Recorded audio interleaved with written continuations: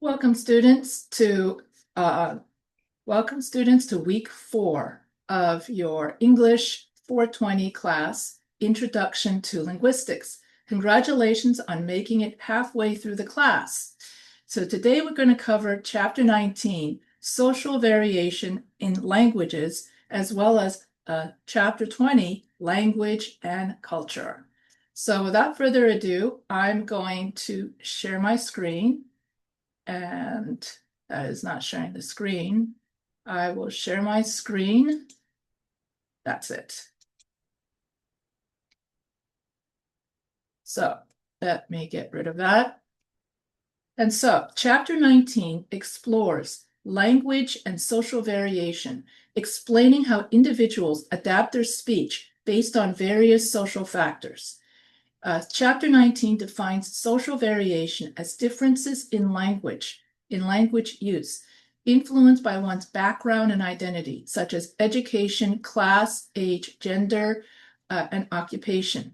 Chapter 19 further identifies specific linguistic manifestations like sociolects, which are unique to social groups, and register, referring to language style adapted to context. Additionally, Chapter 19 highlights social network and language attitudes, contributes to these variations, and demonstrating that language serves as a reflection of individual and group identity within society. Language and social variation refer to how language changes depending on social factors such as class, age, gender, and occupation. What is social variation in language? Social variation in language means that people use language differently based on their social background. This can include how they speak, the words they choose, and the way they structure their sentences. People's social identities, such as their education level, social class, age, gender, and occupation, influence how they communicate. Different groups may develop unique ways of speaking that reflect their experiences and values. Types of social variation. A sociolect is a form of language that is specific to a particular social group. For example, teenagers may use slang and expressions that are not commonly used by older adults. For example, in the 70s, teenagers used words like, "That's groovy, do you dig it?" And then the parents would not understand what the teenagers were saying. Register refers to the style of language used in different contexts. For instance, a formal register is used in business meetings or academic papers, while an informal register may be used among friends or in casual conversations. And so if you were in my English 101 class, you would have heard me say in week 3 that you use a more casual tone or an informal register when speaking to friends and family. And then when you write your academic paper, you use a more formal register and you write in third-person case only in order to focus on the facts for a more professional tone. Dialect can also be influenced by social factors. Different social classes or communities may speak the same language, but with distinct pronunciation, vocabulary, or grammar. So let's take China, for instance. China's main language is Mandarin, but there are hundreds of dialects in China. And so as a result, China has one writing system so that no matter what your dialect, it is their writing system that unites the country. And in the United States, you have dialects like the New York accent. So I'm from New York, so I can do a pretty good New York accent. As a matter of fact, when I first came to California, I had a very heavy New York accent. Nobody could understand what I was saying. And so I said something like, "I want a cup of coffee," which means I want a cup of coffee. And so dialects can be influenced by social factors, pronunciation, in this case, coffee and coffee, vocabulary or grammar. Factors influencing social variation. People from different social classes may use different language features. For someone from a working class background might use more colloquial language, while someone from a higher social class might use more formal or standard language. Age is another important factor in language variation. Younger people might use new slang or trends in language that older generations may not be familiar with. Like, I didn't know what GOAT was. And for me, goat means an old goat, someone who's very old, like an old fart. But now it's the greatest of all time, or something like that, greatest person of all time. So that's an example of slang that differs among people of different generations and different ages. Gender. Research shows that men and women may use language differently. Women may use more polite forms of speech and tag questions like, it's nice, isn't it? While men might use more direct language. Occupation. Different occupations often have specific jargon or technical language. For example, doctors use medical terms, while lawyers use legal terms. This specialized language helps professionals communicate effectively within the field. And this whole lesson, this whole class, is for you to learn jargon for linguistics. Social networks, tight-knit versus loose-knit networks. People with close social networks, like friends or family, may share specific ways of speaking, while those in broader networks might mix their speech with influences from various groups. For instance, if you're in a tight-knit group family, you might speak very colloquial Spanish at home. And then when you go to work or school, you will speak English, some colloquial English to, like, other students, and then much more formal English to your teacher. So wherever you are, whatever group you're in, social network wise, that determines what language, what register, what pronunciation, what tone, and what diction language that you use. So these are the different language variations based on age, based on pronunciation, based on where you are. So language attitudes. People may have different attitudes towards various dialects or ways of speaking. Some dialects may be viewed as prestigious or more desirable, while others might be seen as less educated or less professional. And today I was just reading an article, and the article said that for Americans, the more prestigious accent, that is, if you're going to have an accent, is the Southern accent, because if you have a Southern accent, you sound more hospitable and friendly. And then if you have a New York accent like mine, you sound less professional and uneducated. And so in the United States, you do have different attitudes towards the different dialects. Yeah, and that was just an article I just read today. That's why, people who are, let's say you're an ESL student, you have a Chinese accent, for instance. I've been paid by ESL students for me to teach them how to get rid of their Chinese accent, or how to get rid of their French accent. I once worked with a French guy, and he was supposed to sell pants, French pants, to American customers. But unfortunately, his English, his French accent on his English was so strong that Americans could not understand what he was saying. And so the company was really mad at him, saying that you've got 1 month to clean up your French accent or you're fired. And so he had 1 month to get rid of his French accent so that he could keep his job. And so, having an accent on your English for ESL students, especially if it's a strong accent, is not very desirable. So social variation in language highlights the connection between language and identity. Language reflects who we are and can change based on our backgrounds, experiences, and the groups we belong to. Understanding these variations helps us appreciate the richness of language and how it functions in society. Chapter 20, Language and Culture. Chapter 20 explores the profound connection between language and culture, asserting that they are mutually influential. Chapter 20 defines language as a communication system and culture as, okay, so let me say that again.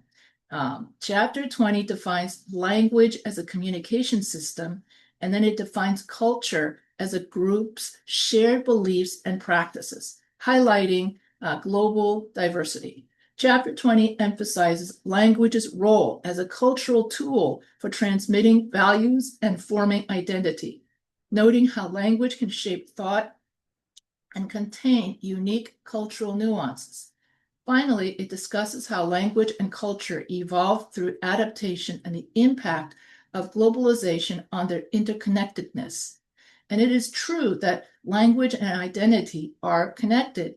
For instance, to be an American, you speak English. To be French, you speak French. To be Chinese, you speak Chinese.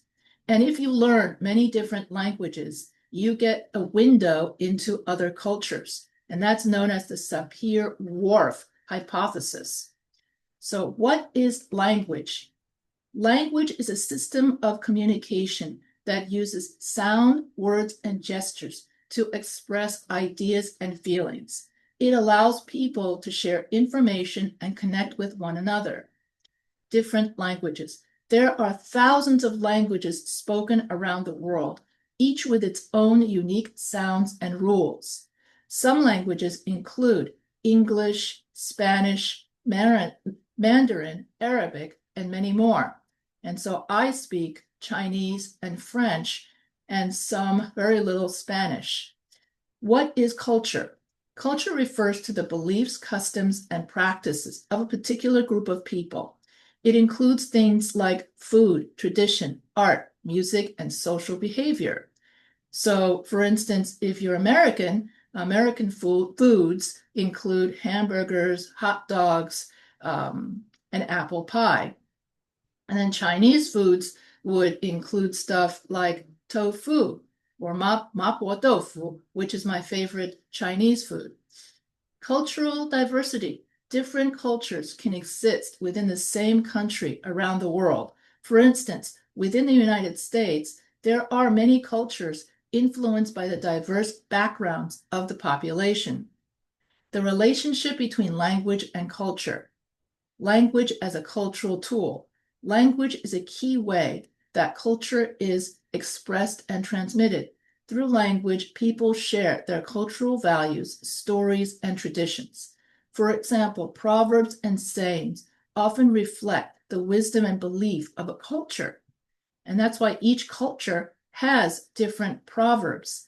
And so in China, it's all about group unity and group culture. And so all of the proverbs and sayings are all about being for the group. And then if you try to go off and find your own happiness, in Asian culture, you're seen as being very selfish. And a lot of movies would portray the hero of the story as somebody who sacrifices his girlfriend. In other words, somebody who drops his girlfriend or dumps his girlfriend in exchange for taking care of his elderly parents. And so he walks off. So in an American movie, the hero walks off into the sunset with his girl or the love of his life. But in a Chinese movie, the hero walks off into the sunset with his elderly parents. So it's always about the group or the family that's more important. And so each culture has their own values, and that's reflected in the language and the proverbs of each culture. So cultural identity, language is a significant part of cultural identity. Speaking a particular language can create a sense of belonging to a community. For example, native speakers of a language often feel a deep connection to their culture through their language. Language and thought. The way people think can be influenced by their language. Some languages have specific words or expressions that convey cultural concepts that may not exist in other languages. This is known as the Sapir-Whorf hypothesis. So the more languages you learn, the more windows to other cultures that you know. Cultural nuances. Language can include cultural nuances that may be difficult to translate. Certain phrases or idioms make sense within cultural context, but may not mean the same thing when translated directly into another language. For example, the phrase break a leg in English is a way to wish someone good luck in a performance, but it literally sounds negative. And so that's why Google Translate has a lot of trouble translating slang. And so along comes AI, and now everything can be translated in including slang in an easier way. Language change and cultural change, adaptation and borrowing. As cultures interact, they often borrow words and expressions from one another. This can lead to the creation of new words or phrases that reflect shared cultural experiences. For instance, many English words have been borrowed from other languages due to cultural exchange. And this is very evident in food. So tacos, burritos are all Spanish words, yet people order a taco or a sushi, and people go off and buy their futons, which is a Japanese word for a sofa that you can sleep in. Or you're going to go karaoke with your friends. That is, you sing to a machine. And so a lot of these other words from other languages are borrowed into English due to cultural exchanges. Influence of globalization. With globalization, languages and cultures are intermingling more than ever. This can lead to the spread of certain languages like English worldwide, impacting local cultures and languages.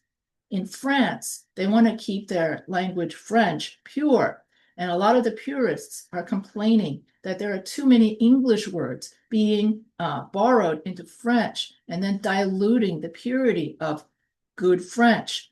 And so that's why the French, there is an organization of, I forgot the name, where the goal is to keep the French language pure and not have borrowed words from other languages contaminate the purity of the French language. And so instead of saying email in French, they would say courrier électronique.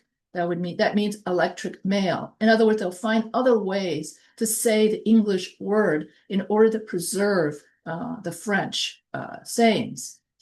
So conclusion, language and culture are intertwined, shaping how we communicate and understand each other. Language serves as a vehicle for cultural expression, while culture influences the way we use language. Understanding both helps us appreciate the diversity of human experiences and connections. And so language is fundamentally a system of communication that uses sound, words, and gestures to express ideas and feelings. Language is the primary tool for the human condition and information exchange. The world is home to thousands of languages, each possessing its own sounds and rules, such as English, Spanish, Mandarin, and Arabic. Culture encompasses the beliefs, customs, values, and practices of a particular people. This includes a wide array of elements like food traditions, art, music, and social behavior. And so chapter 20, this chapter highlights cultural diversity, noting that different cultures can exist within the same country or around the world. So the core theme of this chapter is the inseparable link between language and culture. Language is described as a way that culture is expressed and transmitted. Through language, people share their stories and traditions. Language plays a significant role in forming and maintaining cultural identity. Speaking a particular language fosters a sense of community, a belonging to a community, with native speakers of a language often feeling a deep connection to their culture through their language. This is so true in other countries, especially in France. When I went there, they really celebrate their language over there. So the way people think can be influenced by their language. This is exemplified by languages having specific words or expressions that convey cultural concepts that may not exist in other languages. This phenomenon is called the Sapir-Whorf hypothesis. Language often contains cultural nuances that may be difficult to translate. Certain phrases or idioms make sense within cultural contexts, but may not mean the same thing when translated into another language. And so the dynamic nature of language and culture is also addressed, particularly the context of interaction and globalization. And so cultures frequently borrow words and expressions from one another through interaction. This process can lead to the creation of new words or phrases that reflect shared cultural experiences. And so globalization is presented as a major factor in the increased intermingling of languages and culture. This can result in the spread of certain languages like English worldwide. And I read all of this twice. So basically, language and culture are intermingled together. And when you have different people from different countries coming together, then you have the borrowing of words. And so this chapter 4, and not chapter 4, week 4 talks about social variation, where language varies from place to place and from register to register. And if you live in one place or another, you have different accents, different dialects.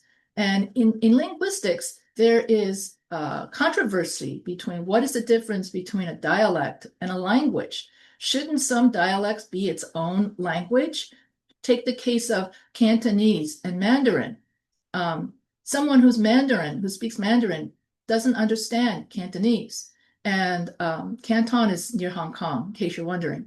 And China has thousands of such dialects. Shouldn't all those dialects become languages? What gives Mandarin the right to be a language, but not Cantonese? And so on and so forth. And so in other countries, you have people of many different, who speak many different languages. And because, for instance, if you're from Nigeria or Africa, you got many different tribes, and each tribe would have its own language. And therefore, in order to communicate with people, especially if you live in a city, it's very common for people in other countries to know many languages. In Africa, people can know up to 5 languages. The average person would know like 5 languages. And they use a European language like English or French to unify the country, since a particular country, African country, may have hundreds of dialects, just like China has thousands of dialects, because you got people would settle in a geographic area and then develop their own language. I give an example of this. My mother's side of the family, Chinese, settled in Texas. And so when I was little and they would call and I could hear their Chinese, but their Chinese had a really heavy Texas accent. And so they would say they had an accent on their Chinese that doesn't exist in China. It's simply because they were surrounded by Texans. So, the Texas, we all know that the Texas slang, not the Texas twang, is like, how y'all doing, y'all? Or something like that. And then their Chinese would be, yao ma, yao ma. Instead of saying ni hao ma, it becomes yao ma. You got the twang. I can't duplicate it. But they're able to put the twang of the southern of the Texas accent into their Chinese, and it sounds totally unique. That is how a dialect is born. You got people who travel to a certain place, and then suddenly, for example, in parts of the South, they speak Creole, and which is a mixture of French, English, and Caribbean, I believe, dialects. And so people would just mix and start speaking a kind of pidgin language, and that a mixture of all the different languages, the people living in that area. And so geography plays a great role in language and in the borrowing of, so that's how language and culture are intermingled. And then you got the social variation of register of the different groups, within a certain society, different classes of people. You've got the uneducated, you've got your parents, your family, you've got your boss, you've got your grandmother, which you would speak totally differently than with your friends, and so on. And so you got a lot of language variation within dialects and registers. And so that is the fascinating aspect of language and culture. And so next week, we're going to talk about, in week 5, we're going to study chapter 5, word formation, and chapter 6, morphology. In other words, how we construct words that change meaning. Now, when we did phonology, this was how we construct words that change sound, like bit and bat. You know, you change the vowel sound of it and ah, and the sound, once you change in that particular case, and it changes the meaning of the word. And so in word formation, you're going to learn about different ways in which changing the suffix or changing the prefix of a word can change the meaning of a word. So that's, in a nutshell, that would be what you get to look forward to next week, learning about prefixes, suffixes, and roots. Basically, the more roots you learn, the more prefixes and suffixes you learn, that's a great way to expand your vocabulary. So that's it for this week. If you enjoyed this video, feel free to subscribe to the Professor H writing channel. And if you have any questions, feel free to email me at any time. Okay, so have a great week.